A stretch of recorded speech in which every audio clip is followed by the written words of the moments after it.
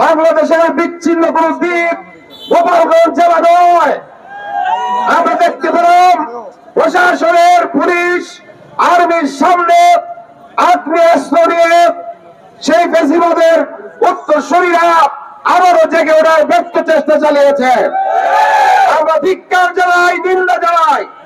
যারা নায়ক, তারা যেই দলে থাকুক, যেখানে থাকুক, এদেশের মানুষ যে নতুন স্বপ্ন দেখছে, ওই স্বপ্ন দেখানো যাদের দ্বারা দেখিয়েছেন, সেই নাহিদ, হাসনাত আব্দুল্লাহ, সারজিৎ সহ